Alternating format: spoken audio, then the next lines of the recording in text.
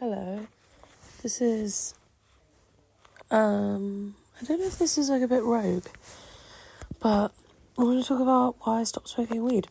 Because actually, I don't know if it'll be why I stopped smoking weed, but it'll just be like the weed, my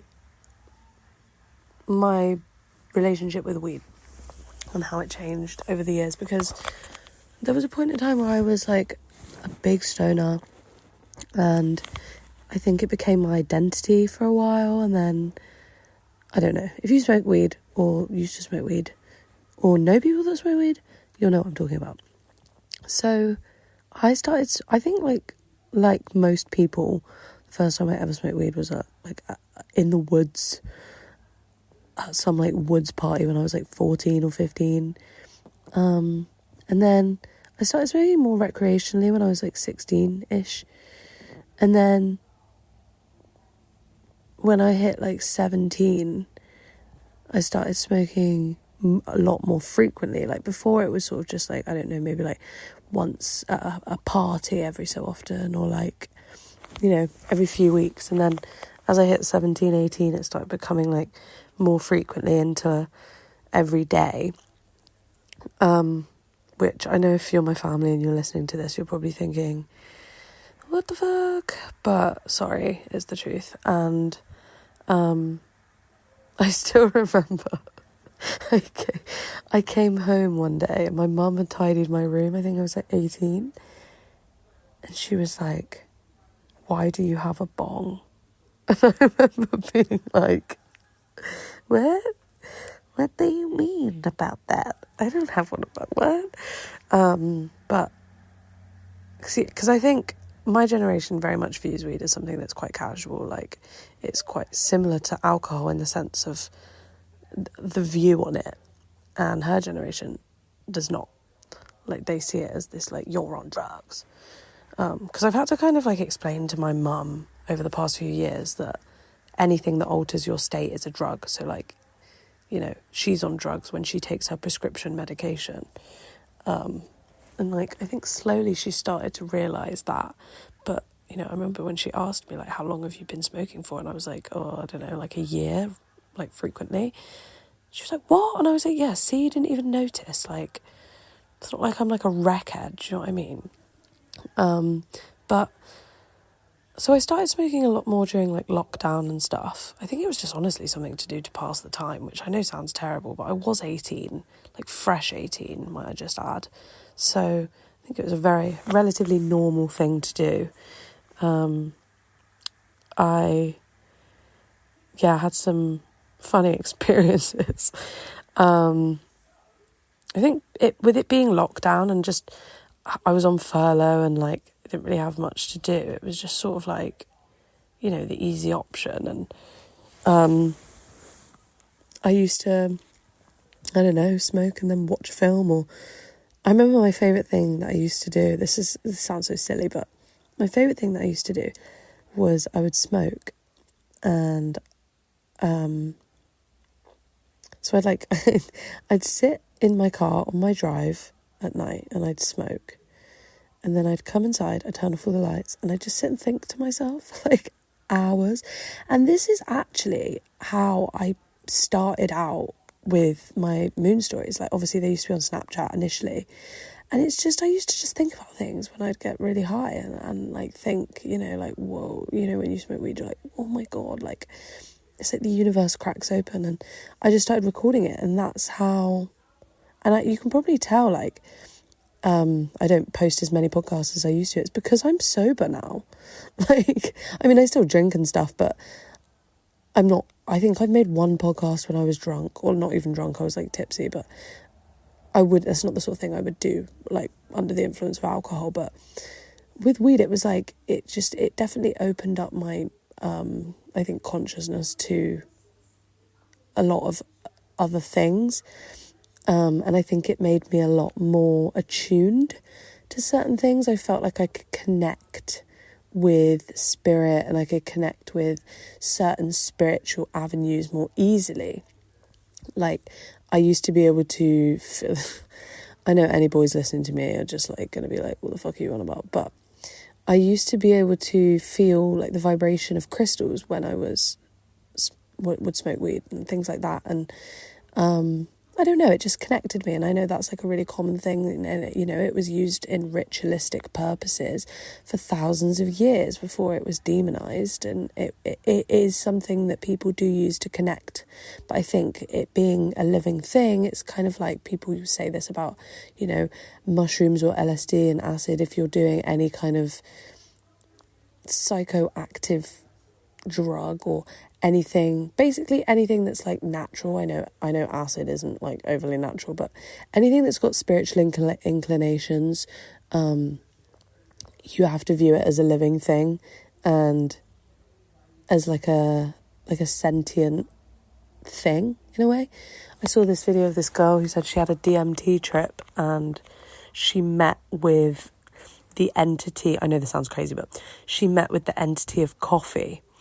And the entity of, this is like, you have to take this with a pinch of salt as like a drug-induced experience, but the entity of coffee said to her, you're abusing me, and that's why you feel like shit and get the shakes when you drink me now, whereas before it used to be good. It's like an addict, right? Any substance, like, take it with a pinch of salt when I said she met the entity of coffee. Like, I've never done DMT and I don't understand the experience, but I understand what she means in that sense. But it's like being, you know, into any substance. I think anything, if you have it too much, it starts to change. And I had this with weed. This happened to me with weed. I think I like took it for granted, and I definitely got to the point where I was reliant on it, or, you know, it became part of my identity and who I was. And I think the thing with weed smoking is because it's a very casual, laid back thing to do these days, you know, and as well the activities that you engage in while you're smoking are so neutral. Like, you know, you're colouring, or you're reading, or you're thinking about things, or you're having thought-provoking conversations, or, you know, you could just be gorming out and watching something. Like, it's not like, you know, like being on crack and like running around a town centre with no clothes on. Do you know what I mean? It's not like that. I think people don't maybe realise where they're at with it. Not until it's too late, because it's never too late, but it's like you don't realise the changes that it's having on you and the ways that it's affecting you. And I would say, so I stopped smoking regularly in my first year of uni, like the end of my first year, because I had a bit of a bad experience, and I never used to have bad experiences with it ever. I had one bad experience, and I smoked with a new friend, and I just got this really weird feeling in my body, and I felt like I was gonna like pass out. And like, I'm not the sort of person either that would green out. Like, I would never green out. The only time I ever actually properly greened out was my friend at uni made edibles, and me being Billy Big Bollocks, oh yeah, I smoke fucking 8th a day, oh yeah, I'm so cool. I took a really big piece, and I think I ate the equivalent of like an eighth or 4 grams or so in one go. And I just like, I was just blasted into outer space. Like, it was just like and like all of us that ate that edible threw up from it. So it was just really strong. Like, I've never been that fried in my life. Like, that was not a good experience. I mean, it was nothing wrong with her edibles. It was just really strong. I think she put an ounce in like one batch or something. So apart from that, I'd never greened from like just smoking it, or, you know, I'd hit like dab rigs and shit. Like, I was pretty like into the culture. You know, I'd hit a dab, and obviously a dab gets you fucked, but like, I was never like, I was fine. Like, I was always fine. Like, it was never... Anyway, so I have this one experience, and I've been thinking for a while, you know, maybe I'm a bit too reliant on this, or, you know, it's kind of not the best thing for me. And I think I'd just been ignoring it because I was comfortable in that place of that routine. And so I have this bad experience with this new friend, and I was doing a tarot reading, and the whole way through I was thinking, oh my God, like I was freaking out. I was like, something's wrong. And it even got to the point where I said to her, like, something's wrong, I don't feel right, I feel like I'm gonna like pass out or like whatever. She was like, no, I think you're fine, like you seem fine. Anyway, and then I went home and I was like, I can't do this. And pretty much from that day, I've never really got like back into it again. Like, I've had the occasional toke here and there, but every time it just kind of makes me feel weird now. And I just honestly, I felt like that was, weed's way of being like, enough, like you've had your time, like, and I don't know how to explain that without sounding nuts. I mean, I sound nuts most of the time anyway, so it's fine, but that's just the way it feels for me. Like, I just did it too much. I overdid it.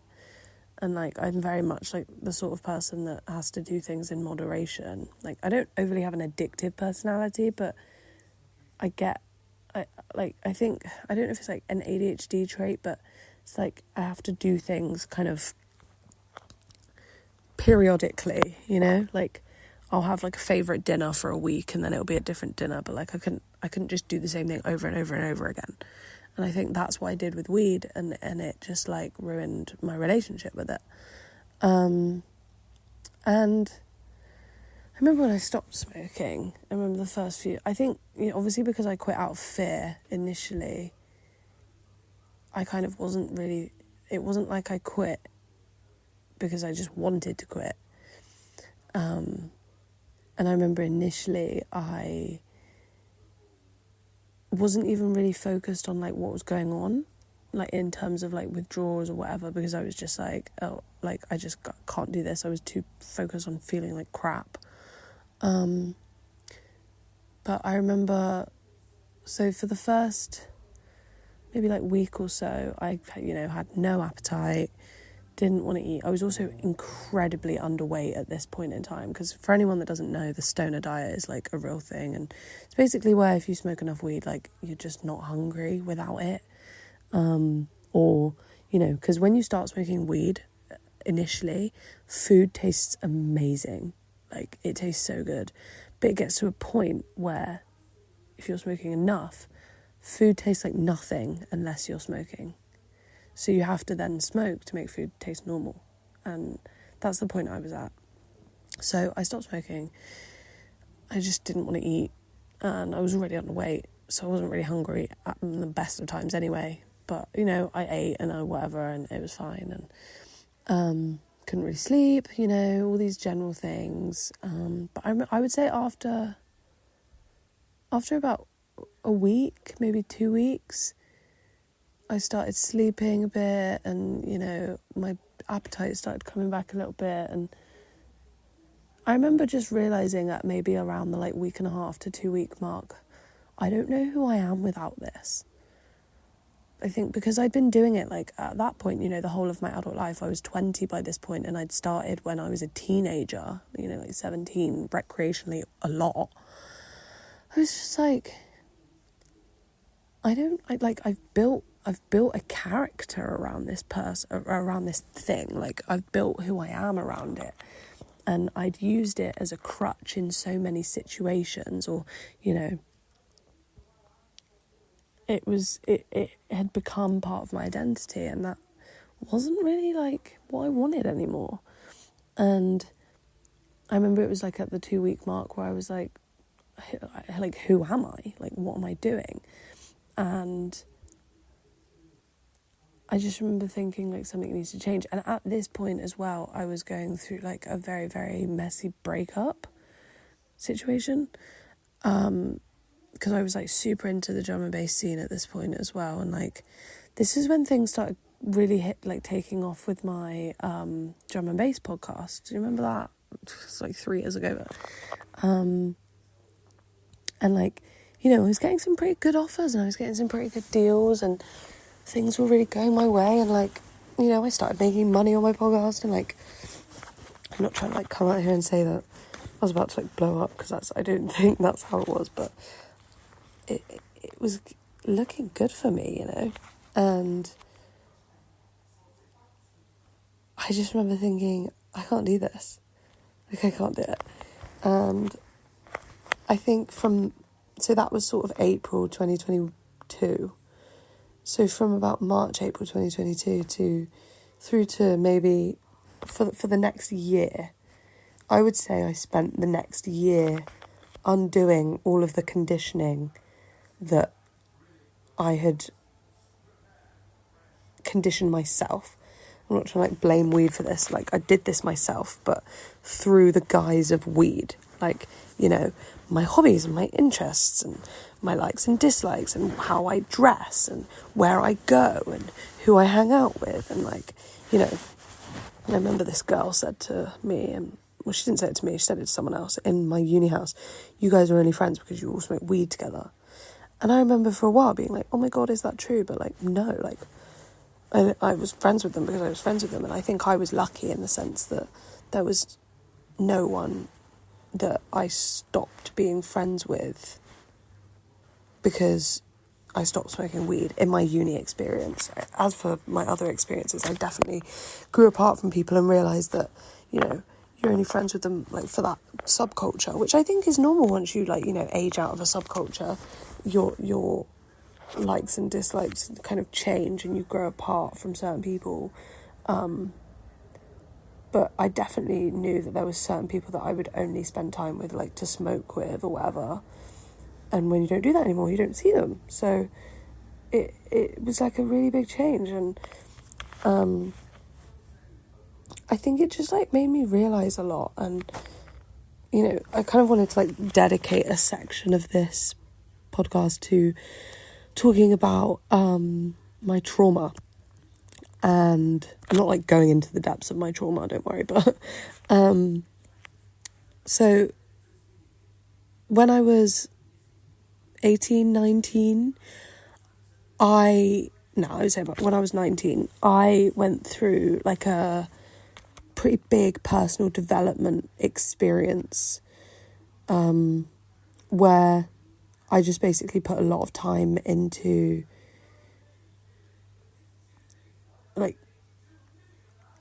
realising shit that had happened to me, or kind of just realising you were a child, those things shouldn't have happened to you, or times where I'd been blamed for things as a child when I was actually a victim at the hands of an adult, or things, just realising things that happened to me that shouldn't have, or times where I wasn't treated right, or things that were just wrong, or ways in which that I had limiting core beliefs and things like that. And when I would realise all these things, they would get me really down when I was 19, because I'd feel like I'd been taken advantage of, or I'd been, some of this stuff was pretty intense. I'm not going to go into it because that's not the point of this podcast, but a lot of it it's quite hard stuff to comprehend, especially when it's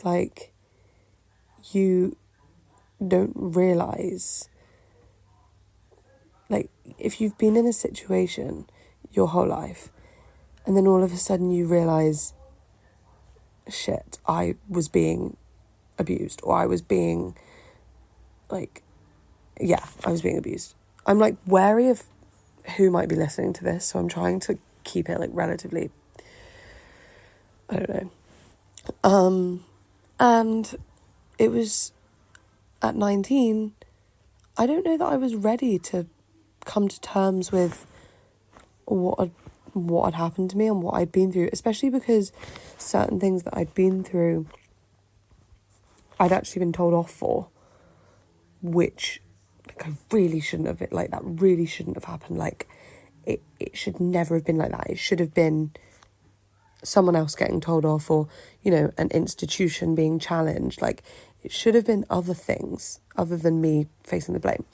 And I think at 19, realising this was really hard, and I used weed as a way to kind of cope with the feeling I'd been let down, or feeling I'd not been taken care of properly as a child, or people knew things about what had happened to me and hadn't done anything about it. And like, I'm not trying to like come on here either and say like, oh, I've lived this super fucked up life, because I've lived a very privileged life, you know, like we've always had things, and I've always been able to, you know, I've always worked, and I'm able-bodied, and I have like a parent, and like I have, you know, I've been on holidays, and I'm not trying to like come on here and be like, oh, I've started from the bottom and I've come through the trenches, but like, you know, you can have all of these good things in life and still have some like pretty fucked up shit happen to you. And I think that was something that I wasn't quite able to comprehend, was the duality of that, like, you know, two things being true at the same time, that I had a good childhood, but there was, you know, maybe like this 10% part of my childhood which was like absolutely like annihilating my self-esteem and like really like damaged me. And honestly, I think maybe that's why I turned to like drugs. Like, you know, people don't just start smoking weed for no reason. I mean, I think like at the time I thought, oh yeah, I'm just smoking because it's lockdown, but I was clearly looking for some kind of escapism at that point when I was, you know, 17 or whatever. And I think I'm at the point now where I don't blame myself for what I did, because I'm aware, you know. Whereas I think I was using weed to cope a lot of the time, like when things would happen, or, you know, I'd have this acknowledgement of like, oh shit, this happened to me. Or I saw this post earlier and it was like top 5 canon events for girls, and it was like one of them was like realising it was sexual assault. That's kind of what prompted this whole video, and I'm not here to talk about like anything to do with sexual assault, and I know that's like a real trigger for a lot of people, and I'm really sorry. But that was a lot of what was happening to me, not specifically like that nature of things. That wasn't like the entirety of it, but realising that things that happened to me, like where I'd thought I was in the wrong, and then realising these things had happened to me at the hand of an adult that, I've said this already, but, you know, like, and I think when I would smoke, I'd be able to unpick these things and kind of put them to bed in my mind in a way that helped me feel some kind of like semblance of peace. And I remember saying to my mum when she first found out, she was really angry and she was really upset. She called me a drug user and a liar and told me to get out. I remember that. That was so funny. I remember saying to her, like, you don't realise how much it's helped me. And I think looking back, like, it helped me in a way at that time that I needed. But when I quit, I remember maybe like after a month or so of me quitting and I started sleeping, I started getting like the worst night terrors ever. And I was always someone that, I've always been a dreamer. Like I have always had dreams, and I've always had very vivid dreams, but my dreams started becoming really scary, like really, really bad. And quite often they were following the themes of these things that had happened to me. And I think I started to realise quite quickly that I'd been using weed to suppress things that had happened to me because I wasn't ready to, you know, I'd acknowledged at the time, oh my God, this has happened to me. But then I'd just use weed to just like numb that thought or put it to bed, or, you know. So I had like at this point like 2 or 3 years worth of realizations that I'd just kind of pushed away and pushed down. And now that I wasn't, you know, using that substance to push them down, it was all coming out. And around this time I went into therapy, which was so beneficial for me, because I think talking therapy is not right for children a lot of times. Like, kids don't know how to talk about things. So I think I went into this therapy at the right time, and I don't think I would have been able to go into it at any of a younger age. But I just remember every night it was just like, I was like scared to go to sleep. Like every night was just like petrifying. Because I would be like reliving these events that happened to me, but with the awareness of me knowing like, you shouldn't be doing that, or like, I am not safe, or, you know, whatever the situation was, or the context was. And this went on for like 2 years. And I remember at one point it got so bad, and I don't know how familiar anyone is with psychosomatic pain or psychosomatic illness, but at one point it got so bad. I was off work for a month. I started getting all this pain in all these areas of my body. And for anyone that's like not spiritually inclined or whatever,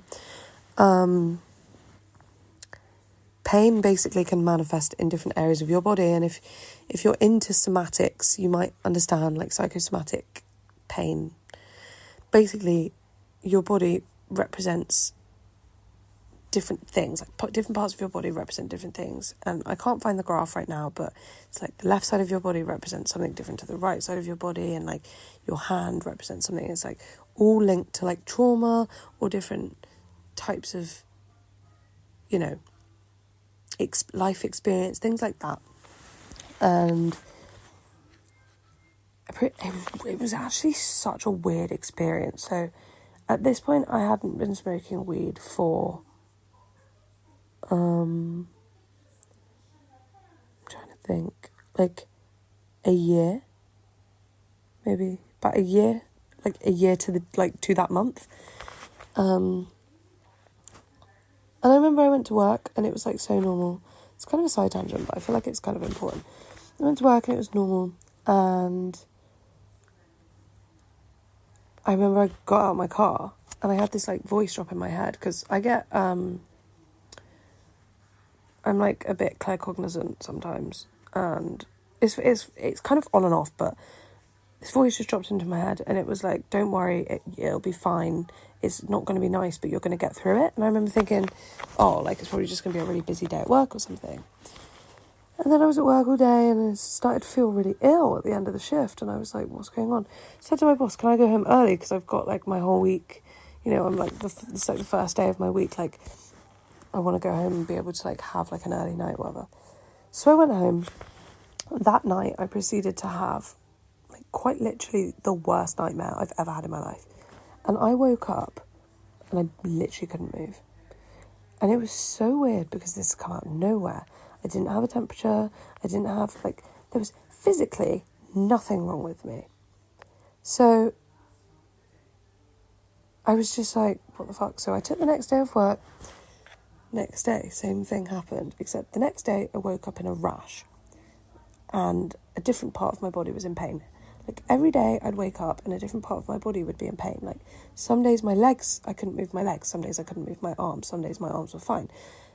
And I'd have this rash on my arms, and it was so strange. And it was weird because each dream that I would have the night before would correlate to the pain in my body and where the pain was centered for, you know, how it related to the type of trauma that I needed to release. And this went on and it got so bad and I thought I was dying. I remember once I got my friend to drive me to Southmead Hospital because I genuinely thought I was dying. And it took me a very long time to realise that it was psychosomatic. And I remember I did this meditation, right? And I was so upset because I was like, I'm dying. I don't know what's wrong with me. I'm like, it just felt like I was purging everything out of me. And I remember one night I did this meditation. It was like, I think like a half an hour meditation or something. And I was just like, please, like, just like release it. Like, just take it all away from me. And I woke up the next day and I was fine. And like, I said to my work, because at this point, right, oh my God, I forgot to mention, at this point, I'm on opiates. Like, the doctors have put me on opiates because they don't know what's wrong with me. I was on opiates. I was on naproxen, which when I used to be a carer, we used to put people that were on end of life on naproxen because it was really strong. I was on naproxen and I was on,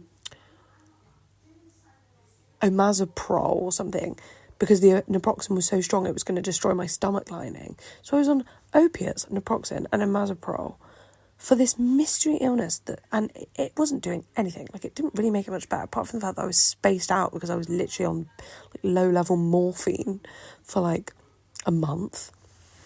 And then one day it was just gone, completely gone. Like, it was crazy. And all I remember thinking, sorry about that little sidetrack, but it is relevant, I promise. All I remember thinking the whole way through was, this is all the stuff that I pushed down while I was smoking weed. Like, all this stuff that I didn't deal with, it's just been waiting to come out, and now it's come out like this. And I remember not long ago, my mum she basically thought she had cancer because she had like this really bad pain. And I think it was not long after she'd come off a certain medication that she'd been on for like 10 years. She was also super stressed with work and whatever. And she was going for like all these scans and stuff. Like, it was a really terrible time. And then she quit her job and she retired. And I think she got put on a new medication and like, I don't know. So, and as soon as she quit her job, this pain just like completely went away. And it's like, you know, all that stuff that she'd been suppressing for so long had been manifesting in physical pain. And I almost feel like it's the universe's way of like making you stop. Like, I read this book, I think it's by Arthur Trine, something, and it's about how spirituality impacts your health and the relation between spirit and health and, you know, psychosomatics. And if you don't know anything about psychosomatics, I highly suggest that you look into it, because I think it's something that everyone would benefit from learning about. And it was saying that if something is not right for you, you'll know it. Whether or not you choose to listen or not is up to you. If you don't choose to listen, you choose to ignore it, the universe will turn up the heat and it will make it so much more unbearable, to the point where you have no choice but to leave. And a way that I can explain this to you in layman's terms is, you know, when you're friends with someone and, you know, you might be really good friends, you've been friends for ages, but that friendship has run its course. You guys are not meant to be friends anymore. You're not on the same frequency. You're not vibing. Maybe they've changed, or you've changed, or, you know, you've just grown apart. Things will happen to push you guys away from each other. And it will become gradually more uncomfortable. And I think this is even more difficult when you're in a codependent relationship with that person, because you're sort of bound to that person. And if you're not willing to give that up, it can mean, you know, relationships turn sour. Because I've had friendships before. I had one specific friendship where we were very codependent on each other, and we were not good for each other at all. Like, you know, she was a girl that I used to smoke a lot of weed with, and after I stopped smoking, we kind of started drifting, but I didn't want to drift from her because I loved her. And then, you know, and it was like, it just kept getting more and more things would happen. And it's like, if I'd have just let that go organically, we'd probably still be on all right terms. But it's like, it got to the point where it was like, I was like grasping. And I think the worst thing you can do, like in life, I know this is like a complete tangent, but I think the worst thing you can do in life is try and force something. I think forcing anything is just never the way, because I'm very much a believer in like the universe has a plan and everything's predestined, and, you know, you can only force something for so long. And I think, you know, full circle moment, but I think with weed, and I mean, this goes for any substance, if you're on a medication, if you're doing recreational drugs, like whatever it is, I think for a lot of people, those, you know, state altering experiences are ways to delay inevitabilities, and they're ways to stop you from getting on the course that you're meant to be on, and just keeping you where you're meant to be. Because I think sometimes it's easier to stay where you are than push yourself into somewhere that you don't know. And I know I sound like a big cliche, and I sound like every next bitch that's got a podcast, but I just think it's something really important that you should do is evaluate your relationship with any substance, whether it's, you know, I was going to say medicinal, but that's not really the right word, but like, you know, whether it's legal or not. I think there's something to be said about just looking at the relationship between that, or where, you know, where that came from, or is there something that you're stifling by continuing to use this substance, or whatever it is. Because honestly, like, I think stopping smoking weed was like one of the best things I ever did. But for a lot of people, they say it helps them a lot. But I used to be one of those people, so it's like, do you know until you stop doing it? And I think that's the thing, it's almost like a fast, you know, it's like when you do a food fast, or it's the people that do Ramadan, you know, they realise their dependencies on things. Obviously, you can't live without food, like you need food to live.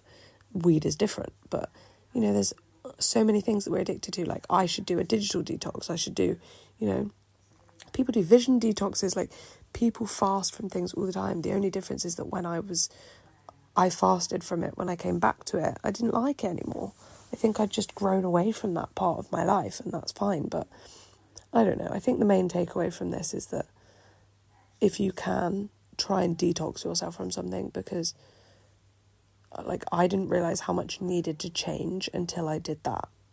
Maybe I should fast from something. It is like the middle of Lent. Maybe I could do the rest of Lent. I don't know what I detox from, because, like, there's nothing I really do that much. And I feel like I can't really do a digital detox because I need to be able to speak to people. But it's like, am I just making excuses? I don't know. But thanks for listening, guys. I appreciate it. Sorry I don't post as much anymore. I'm busy, like, I'm moving to Australia in, like, 6 weeks, so everything's a bit of a mess at the minute. My room's a tip, and I'm trying to, like, organise that, and I'm working, and it's just, like, a lot going on in my mental, like, trying to, like, get that move into action. So hopefully once I'm, like, settled and, you know, have a bit more free time, I'll be able to start posting more regularly, because I'm so famous and, like, everyone wants to know what I have to say. But thank you guys, I really appreciate it.